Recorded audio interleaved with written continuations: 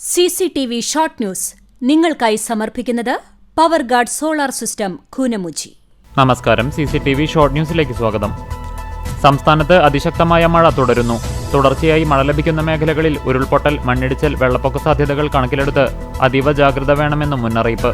വിവിധ ജില്ലകളിലെ പുഴകളിൽ പ്രളയ സാധ്യതാ മുന്നറിയിപ്പ്. ശക്തമായ മഴയിലും കാറ്റിലും വേലൂർ പഞ്ചായത്തിൽ വ്യാപക നാശനഷ്ടം. നിരവധി മരങ്ങൾ കടപുഴകി വീണു. വീടുകൾക്കും നാശനഷ്ടം സംഭവിച്ചു. തിങ്കളാഴ്ച രാത്രിയിലുണ്ടായ ശക്തമായ കാറ്റിലും മഴയിലും എരുമപ്പെട്ടി മേഖലയിൽ വ്യാപക നാശനഷ്ടം.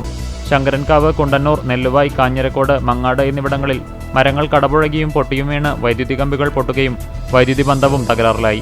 കനത്ത മഴയിലും കാറ്റിലും എരുമപ്പെട്ടി നെല്ലുവായിൽ മരങ്ങൾ വീണ് വാഴകൃഷി നശിച്ചു. നെല്ലുവായ് പുഴക്കരയിലുള്ള വാഴത്തോട്ടത്തിലെ കുലവന്ന 40 ചെങ്ങാലിക്കോടൻ വാഴകളാണ് നശിച്ചത്. കനത്ത മഴയിൽ നെല്ലുവായിൽ മരം വീണ് വീട് തകർന്നു. നെല്ലുവായ് തെക്കുമുറയിൽ പ്രശസ്ത ആർട്ടിസ്റ്റ് സദൻ നിത്യ ദമ്പതികളുടെ വീടാണ് തകർന്നത്. തിങ്കളാഴ്ച രാത്രിയിലുണ്ടായ ശക്തമായ കാറ്റിലും മഴയിലും എരുമപ്പെട്ടി പഴവൂർ ഇടക്കുന്നിയിൽ മരങ്ങൾ റോഡിലേക്ക് കടപുഴകി വീണു. മണിക്കൂറുകളോളം ഗതാഗതം തടസ്സപ്പെട്ടു.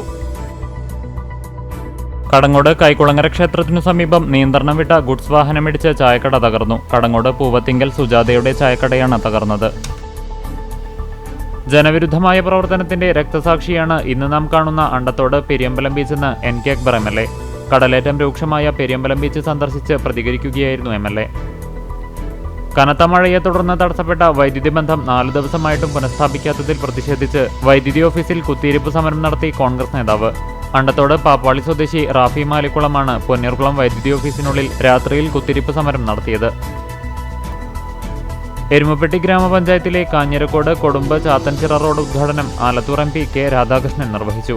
നബാർഡിന്റെ 5.6 കോടി രൂപ ചെലവഴിച്ചാണ് 3.430 കിലോമീറ്റർ ദൂരമുള്ള റോഡിന്റെ നിർമ്മാണം പൂർത്തീകരിച്ചത്. കരുവന്നൂർ സഹകരണ ബാങ്ക് പണം തട്ടിപ്പു കേസിൽ കുറ്റക്കാരനാണെന്നു കണ്ടെത്തി ED പ്രതി ചേർത്ത AC മൊയ്തീൻ MLAയും K രാധാകൃഷ്ണൻ MPയും ഔദ്യോഗിക സ്ഥാനങ്ങൾ രാജിവെക്കണമെന്നാവശ്യപ്പെട്ട് കോൺഗ്രസ് എരുമപ്പെട്ടിയിൽ പ്രകടനം നടത്തി.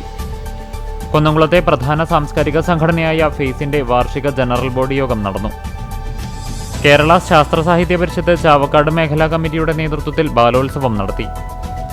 ഗുഡ് ന്യൂസ് സൗഹൃദ സമിതിയുടെ നേതൃത്വത്തിൽ 100ഓളം വിദ്യാർത്ഥികൾക്ക് പഠനോപകരണ വിതരണവും SSLC+2 മുഴുവൻ വിഷയങ്ങളിലും A+ നേടിയ വിദ്യാർത്ഥികൾക്കുള്ള ആദരവും കുന്നംകുളത്ത് നടന്നു.